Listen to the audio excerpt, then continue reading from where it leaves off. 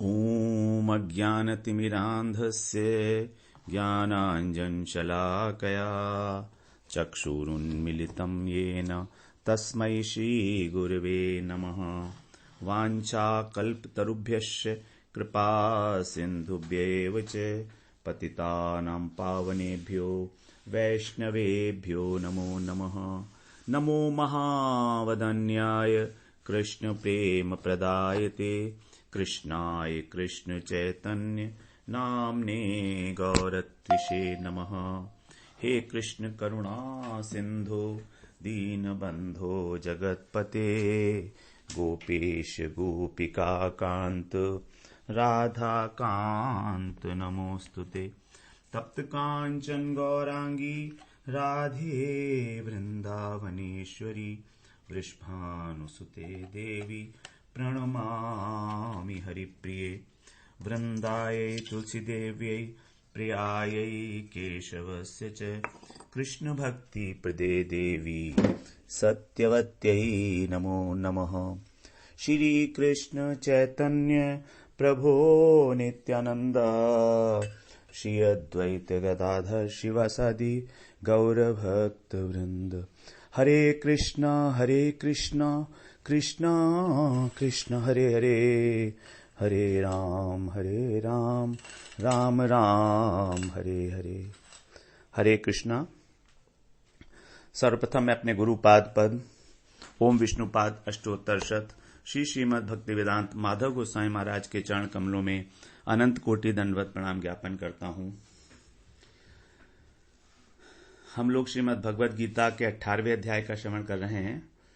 हमने चतुर्थ प्रकरण श्रवण किया जिसमें भगवान ने धृति, बुद्धि, धृति और सुख के विषय में बताया। आज हम पंचम प्रकरण में प्रवेश करते हैं। इसका नाम रखा है वर्ण धर्म तथा नैष्कर्म्य सिद्धि प्रकरण। ये हमारा 41वें श्लोक से 50वें श्लोक तक होगा। तो 41वें श्लोक में भगवान कह रहे हैं ब्राह्मण क्षत्रिय विषाम शूद्राणाम च परंतप कर्माणि प्रविभक्तानि स्वभाव प्रभवैर्गुणैः। भगवान ने अभी तक कर्म तत्व का विश्लेषण किया, उसके 5 कारण बताए,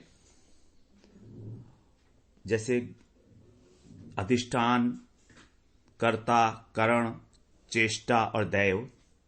उसके बाद भगवान ने 6 तत्वों का विश्लेषण किया, भेद बताया, सात्विक, राजसिक और तामसिक। ज्ञान, कर्म, कर्ता, बुद्धि, धृति और सुख, विस्तार पूर्वक इसकी आलोचना हुई। 3 भेद बताए। लेकिन अभी तक कर्म की सिद्धि में 5 कारणों में से 2 कारणों की चर्चा नहीं हुई है। एक कारण है अधिष्ठान और दूसरा है दैव। अब उसे भी यहां पर बता रहे हैं। शरीर ही सब कर्मों का अधिष्ठान है, क्योंकि जिसे शरीर नहीं होगा तो कर्म कैसे होगा। और इसी शरीर को 13वें अध्याय में भगवान ने क्षेत्र कहा है। तो जिसको जैसा शरीर मिला है उसमें वो विशेष परिवर्तन नहीं कर सकता कोई भी। और हमारा जो शरीर है जिस गुण की प्रधानता से उत्पन्न हुआ है उसी गुण के अनुरूप ही हमारे कर्म होंगे। स्वाभाविक कर्म हमारा वही होगा। तो यही बता रहे हैं इस श्लोक में। हे परंतप, ब्राह्मण, क्षत्रिय, वैश्य और शूद्र, ये इनके कर्म स्वभाव से उत्पन्न हुए। इन चारों वर्णों के कर्म जो हैं वो स्वभाव से उत्पन्न हुए। इनके 3 गुण हैं, उनके द्वारा विभक्त किए गए हैं। मतलब हर एक वर्ण का अलग अलग कर्म निर्धारित किया गया है गुणों के आधार पर। ब्राह्मण का स्वभाव अलग होता है, वैश्य का अलग होता है, क्षत्रिय का अलग होता है। तो उनके स्वभाव के अनुसार जो उत्पन्न गुण हैं उसके द्वारा ही कर्म का निरूपण किया गया है। ब्राह्मण, क्षत्रिय विषाम शूद्राणाम च परंतप। यहां पर देखिए ब्राह्मण, क्षत्रिय, विषाम, विषाम का मतलब वैश्य, इन तीनों के लिए एक ही पद दे दिया और शूद्र नाम को अलग रखा। अलग रखने का कारण है कि ये जो तीनों हैं, ब्राह्मण, क्षत्रिय और वैश्य, ये तीनों द्विज हैं, अर्थात शास्त्रों में इनका उपनयन संस्कार होने का विधान है और इसके बाद इनको वेदों में अधिकार दिया गया है। लेकिन शूद्र का उपनयन संस्कार नहीं होता, इसीलिए उसके कर्म का विभाग भी अलग अलग है, सबके शास्त्रीय अधिकार भी अलग अलग हैं प्रत्येक वर्ण के। तो आगे उसको बताएंगे भगवान। तो प्रत्येक प्राणी, प्रत्येक मनुष्य के अनेक अनेक जन्मों के संस्कार हैं भरे हुए कर्मों के। उन संस्कारों के अनुरूप उसका स्वभाव बनता है। उस स्वभाव के अनुसार ही तीन गुणों की जो वृत्तियां हैं, सात्विक, राजसिक और तामसिक, ये इनके तारतम्य से ही कर्मों का विभाग किया गया है। भगवान ने कहा है ना, चातुर्वर्ण्यम मया सृष्टम गुण कर्म विभागशः। चौथे अध्याय के 13वें श्लोक में भगवान ने कहा कि चतुर्वर्ण मेरे द्वारा बनाया गया है, गुण और कर्म का विभाग ध्यान में रखते हुए। तो गुणों की अपेक्षा से जो है वो कर्म का निर्धारण किया गया है। अब जिसमें सत्वगुण की प्रधानता है वो ब्राह्मण है।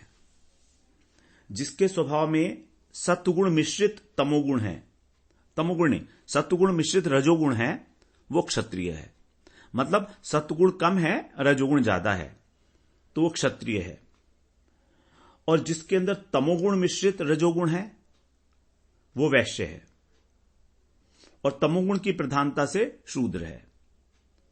तो सत्वगुण की प्रधानता से तो हो गए ब्राह्मण और तमोगुण की प्रधानता से हो गए शूद्र। अब रजोगुण बचा। रजोगुण के अंदर यदि सत्वगुण मिल जाए थोड़ा तो क्षत्रिय बन जाएगा, और इसी रजोगुण में यदि तमोगुण की थोड़ी सी क्वांटिटी मिलेगी तो वो वैश्य बन जाएगा। इस प्रकार से विभाग किया गया है गुणों के अनुरूप। वास्तव में यदि देखें तो वर्ण व्यवस्था मानव जीवन के लिए बहुत कल्याणकारी है, लेकिन समय के प्रभाव से, काल चक्र, कलयुग चल रहा है, उसके प्रभाव से जो वर्णाश्रम धर्मी हैं उसमें अनेक अनेक प्रकार के दोष निकाल दिए गए हैं। जो तथाकथित वर्णाश्रम धर्मी हैं, एक्चुअल नहीं है, कहने के लिए हैं। जो ब्राह्मण कुछ अपने को ब्राह्मण बनते हैं है नहीं, वो स्वभाव से नहीं है, स्वभाव उनका वैसा नहीं है, तो उनके अंदर अनेक दोष होते हैं। तो साधारण लोगों की उनके प्रति श्रद्धा खत्म हो गई है। जैसे ब्राह्मणों के लिए पहले कितनी श्रद्धा हुआ करती थी, आजकल कितना कम होता चला जा रहा है। और हमारे समाज में रूढ़िवाद का, जातिवाद का, विषमता का दोष भी लगाया जाता है। इसको कहते हैं कि जो वर्णाश्रम धर्म चल रहा है, इसी के कारण हमारा इंडिया जो है वो पिछड़ा हुआ है। हमारा सामाजिक, राजनैतिक, आर्थिक पतन जो हुआ है, इसके पीछे वर्णाश्रम धर्म है, ऐसा भी कुछ लोग मानते हैं। लेकिन ये बात ठीक नहीं है। हमारे जो भक्ति विनोद ठाकुर जी हैं, उन्होंने इस बारे में बहुत विशद आलोचना की है भगवद गीता में। तो ये हमारा अभी चर्चा का विषय नहीं है इसमें इतना जाना, लेकिन फिर भी ये हमें स्वीकार करना पड़ेगा कि हमारे देश में जो वर्णाश्रम व्यवस्था थी, इतनी सुदृढ़ रूप से थी कि उस समय जो आर्य जाति थी, उस जो वीर हुआ करते थे तब, आज भी देशवासियों को उन पे गर्व है। वर्ण व्यवस्था प्रचलित होने के कारण ही त्रेता युग के प्रारंभ में ये जो आर्य सभ्यता थी, ये उन्नति की चरम अवस्था पर थी।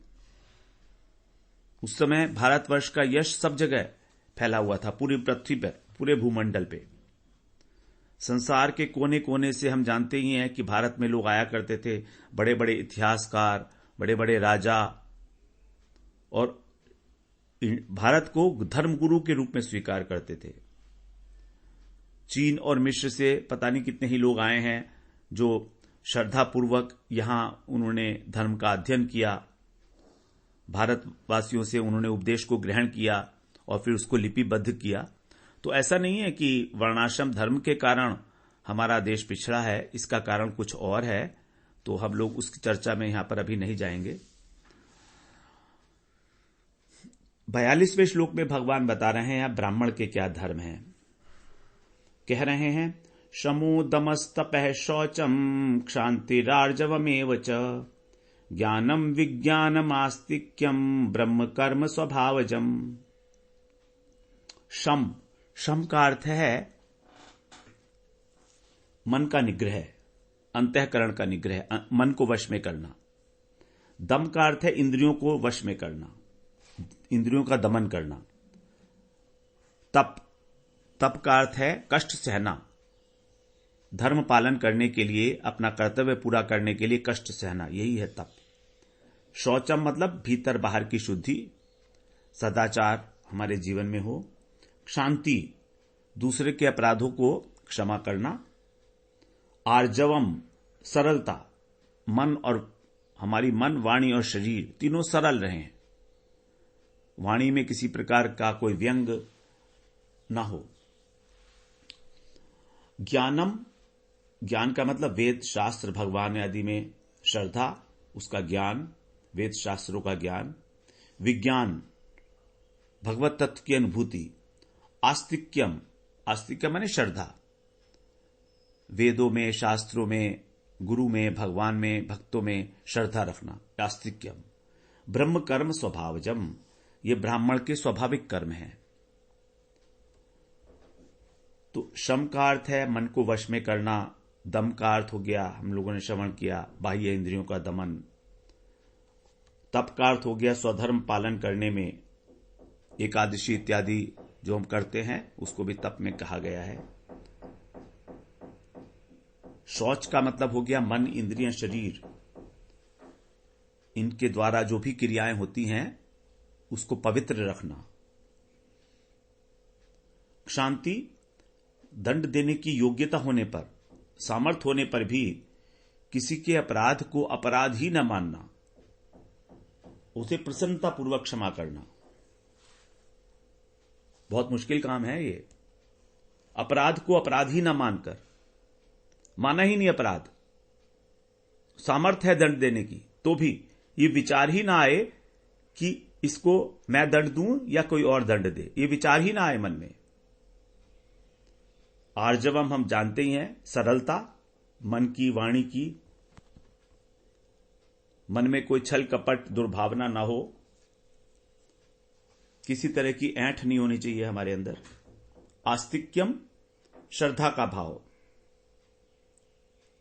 हरिगुरु वैष्णव के प्रति, शास्त्रों के प्रति, उनकी सत्यता में कोई संदेह ना करना और उनके अनुसार आचरण करना। ज्ञान, ज्ञान का मतलब है अध्ययन करना, वेद शास्त्रों का अध्यापन करना, उसमें जो वर्णित सिद्धांत है उनको समझना और समझाना। विज्ञान का मतलब है विशेष रूपेण ज्ञान, मतलब जो हमने ज्ञान अर्जित किया उसकी अनुभूति अपने जीवन में होना, भगवत अनुभूति। ब्रह्म कर्म स्वभावजम, ये स्वाभाविक कर्म है ब्राह्मण के, अर्थात इनको धारण करने में ब्राह्मण को कोई परिश्रम नहीं करना पड़ता। It is natural for him, उसका स्वभाव इसके अनुकूल है।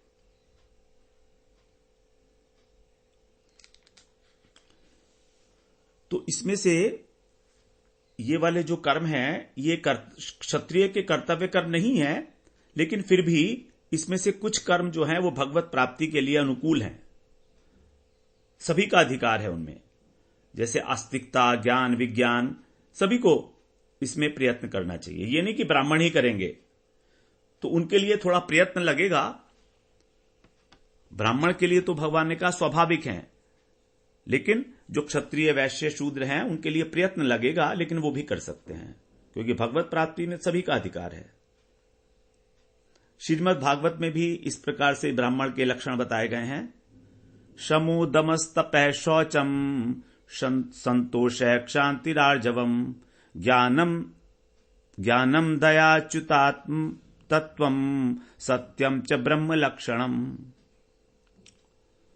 तो जो यहां पर गीता में बताए गए उसके अतिरिक्त यहां पर कुछ और कर्म जोड़ दिए गए, लक्षण, संतोष, दया, सत्य और भगवत भक्ति।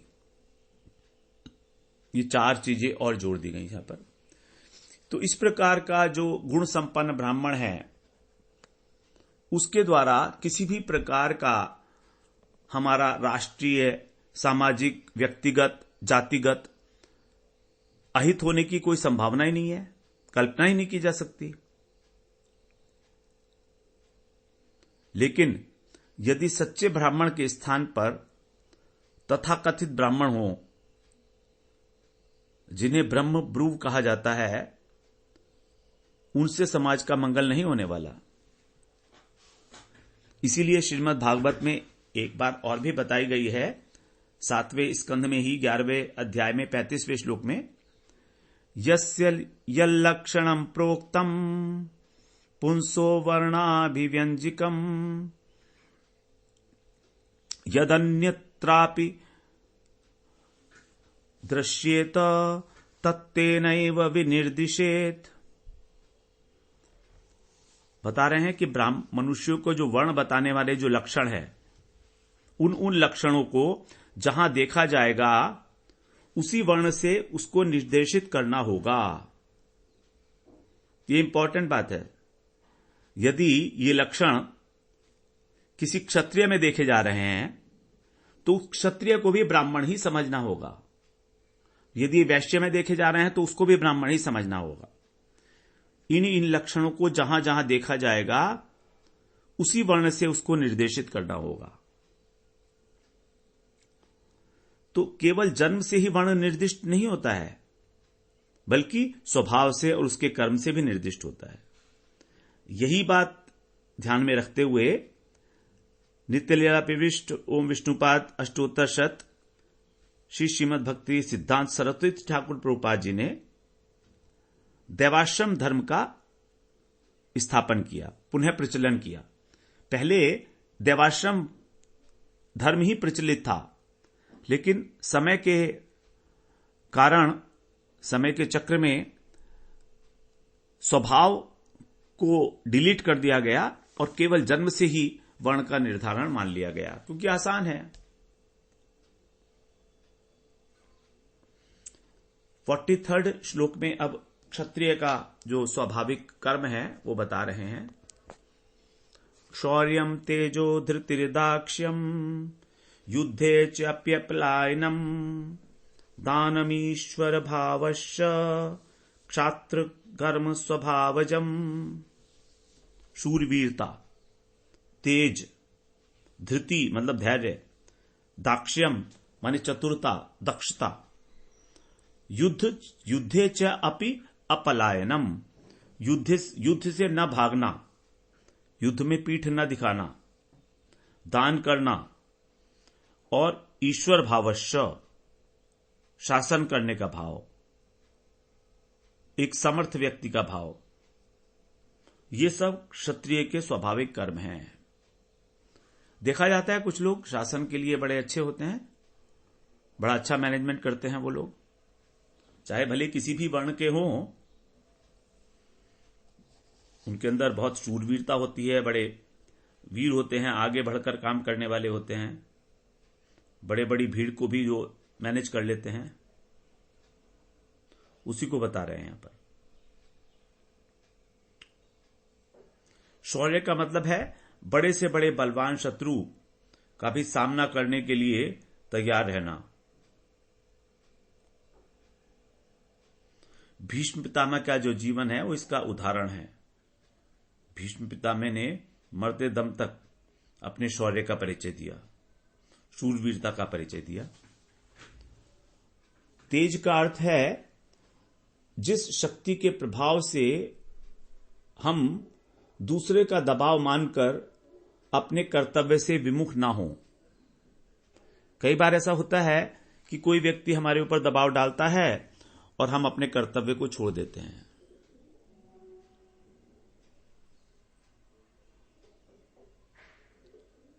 तो ये बात ठीक नहीं है। यदि तेज है हमारे अंदर तो हमें किसी भी प्रकार उसके दबाव में नहीं आना चाहिए। और जो दूसरे लोग आचरण करते हैं प्रतिकूल आचरण, वो भी डरते हैं इस प्रकार जो तेजस्वी पुरुष है। तो अपने आप मर्यादा में चलते हैं और उनकी उपस्थिति में जो दूसरे उच्छृंखल लोग हैं वो भी मर्यादा में चलने लगते हैं। इसी को प्रताप भी कहते हैं। धैर्य का मतलब हम जानते ही हैं, बड़े से बड़ा संकट उपस्थित हो तो भी अपने को व्यवस्थित रखना, धर्म से विचलित ना होना, शत्रु के सताए जाने पर भी कर्तव्य पालन में तत्पर रहना। हरिदास ठाकुर जी, कितना धैर्य था। नामाचार्य हरिदास ठाकुर। दाक्ष्यम, दाक्ष्यान, दाक्ष्यम, दाक्ष्यम, दाक्ष्यम का मतलब है दक्षता, प्रजा के ऊपर शासन करने की दक्षता, व्यवस्थित चलाने की दक्षता, चतुरता, विशेष योग्यता होती है। युद्धे च अपि पलायनम, युद्ध में पीठ न दिखाना। दानम, उदारता पूर्वक योग्य पात्र को दान देना। क्षत्रियों में द्रव्य के प्रति लोभ नहीं होता, इसलिए उन्हें दानवीर भी कहा जाता है। ईश्वर भावश्च, ईश्वरीय भाव, स्वामी पने का भाव, मालिक पने का भाव, जिससे कि जो दुराचारी हैं उनको दंड देकर ठीक कर सके, सदाचार में प्रवृत्त किया जा सके। स्वाभाविक होती है क्षत्रियों के अंदर ये प्रवृत्ति शासन करने की। लोगों को धर्म मर्यादा के अनुसार चलने की प्रेरणा देते हैं ये लोग, लेकिन इनमें फिर भी अभिमान नहीं आता है। इनके अंदर नम्रता और सरलता बनी रहती है। ये इनका स्वाभाविक गुण है, क्योंकि सत्व मिश्रित रज है ना, तो सत्व गुण का स्वभाव है नम्रता, वो भी उसमें रहता है। क्षात्र कर्म स्वभावजम, यही है स्वाभाविक कर्म क्षत्रिय के, प्रजा मात्र की रक्षा करना। क्षत्रिय का अर्थ है क्षतात त्रायते इति क्षत्रिय, जो प्रजा मात्र की दुखों से रक्षा करे।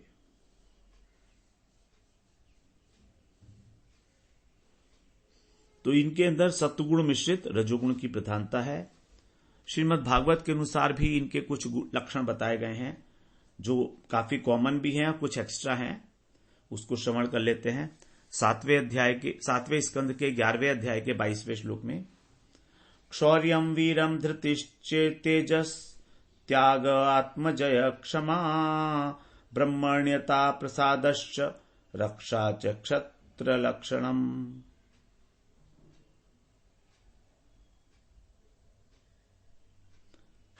शौर्यम वीर्यम धृतिस तेजस, त्याग है आत्मजय क्षमा।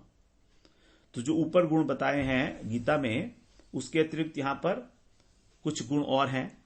वीरता, त्याग, मन के ऊपर विजय करना, क्षमा, ब्राह्मणों के प्रति भक्ति भावना, अनुग्रह, रक्षा, ये भी इनके लक्षण बताए गए हैं। मिलते जुलते ही हैं जो पहले बताए थे। 44वें श्लोक में भगवान वैश्य और शूद्र इनके लक्षण बता रहे हैं। कह रहे हैं, कृषि गौरक्ष्य वाणिज्यम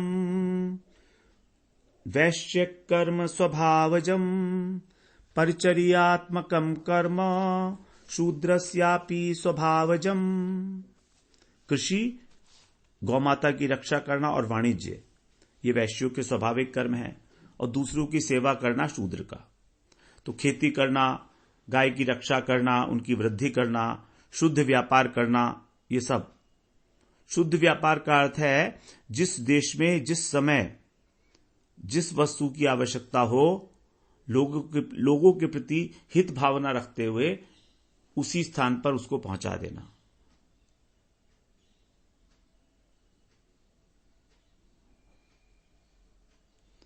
इस भाव से सच्चाई के साथ उनका वितरण करना। और श्रीमद् भागवत में भी बताए हैं लक्षण, कृषि वाणिज्य गौरक्षम कुसीद तूर्य स्तूर्यमुच्यते वार्ता चतुर्विधा तत्र वयम गोवृत्तये निशम। वैश्यों की 4 प्रकार की वार्ता बताई है, कृषि, वाणिज्य, गौरक्षा और ब्याज लेना। ब्याज लेना भी उनका एक वो बताया गया है, यहां पर एक्स्ट्रा है। तो नंद बाबा जो हैं वो वैश्य मानते थे अपने को, इसीलिए उन्होंने गाय और बछड़ों को चराया। यहां गौरक्षा से जो तात्पर्य है पशुपालन से है। तो वैश्यों में जो है तमोगुण मिश्रित रजोगुण की प्रधानता है।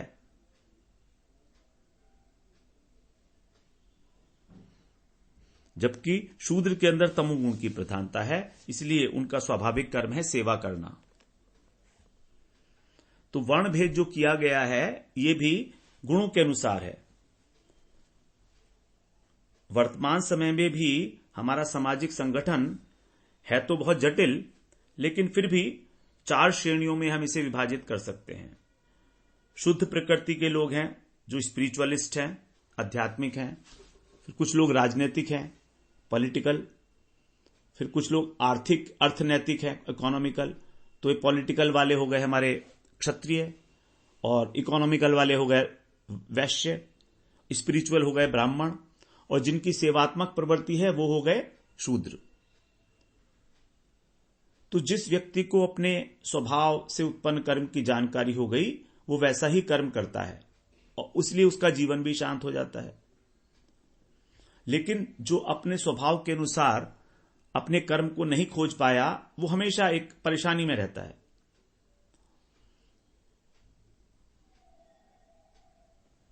तो शूद्रों का जो 4 वर्णों के अतिरिक्त भागवत में अंत्यज जो हैं उनका भी कर्म बताया है। उनकी जो रुचि होती है वो पाप कर्मों में होती है। अपवित्रता, झूठ बोलना, चोरी करना, नास्तिकता, झूठ मूठ झगड़ा करना, काम क्रोध करना, ये अंत्यजों का स्वभाव है। ऐसे पापियों को ही अस्पृश्य कहा गया है। तो इन 4 वर्णों में ब्राह्मण का जो धर्म है वो मोक्ष के लिए है, क्षत्रिय का काम के लिए, वैश्य का अर्थ के लिए, और शूद्र का जो धर्म है वो धर्म के लिए है। तो इस प्रकार जो है अन्य वर्णों के धर्म से शूद्र का धर्म महान बनता है, क्योंकि धर्म रक्षक भगवान हैं, इसलिए उनको धर्म प्रिय है। इसीलिए यही कारण है कि हमारी जो सेवा वृत्ति है उससे भगवान प्रसन्न होते हैं। श्रीमद् भागवत में कहा है कि सब धर्मों की सिद्धि के लिए भगवान के चरणों से सेवा वृत्ति उत्पन्न हुई, और उन्हीं से सबसे पहले इस वृत्ति के जो अधिकारी थे शूद्र वर्ण वो भी प्रकट हुआ, और इस वृत्ति से भगवान प्रसन्न होते हैं, सेवा वृत्ति से। क्योंकि सभी धर्मों का जो मूल है वो सेवा है। सेवा के बिना कोई भी धर्म सिद्ध नहीं होता है। तो सर्व धर्मों का मूल सेवा होने के कारण ये सेवा जिसका स्वाभाविक धर्म है वह शूद्र सबसे अधिक महान सिद्ध होता है। बिना सेवा के भगवत प्राप्ति नहीं होती, और सेवा करना शूद्र का स्वाभाविक धर्म है। तो यदि हम भक्ति की दृष्टि से देखते हैं तो शूद्र को ही सबसे महान मानना पड़ेगा। शूद्र से ही भगवान सबसे पहले प्रसन्न होंगे, क्योंकि उसके स्वभाव के अंदर सेवा वृत्ति है। क्षत्रिय, वैश्य, ब्राह्मण सेवा नहीं कर पाते, लेकिन भक्ति तो सेवा के बिना होगी नहीं। इसीलिए भगवान जो स्वाभाविक रूप से जिनका वर्ण ही शूद्र है उनसे बहुत अधिक प्रसन्नता है भगवान की। तो इस प्रकार हम लोगों ने ये 4 वर्णों का कर्म स्वभाव के अनुसार श्रवण किया। कल को फिर हम 45वें श्लोक में प्रवेश करेंगे। वांछा कल्पतरुभ्यश्च कृपा सिंधुभ्येव च पतितानां पावनेभ्यो वैष्णवेभ्यो नमो नमः।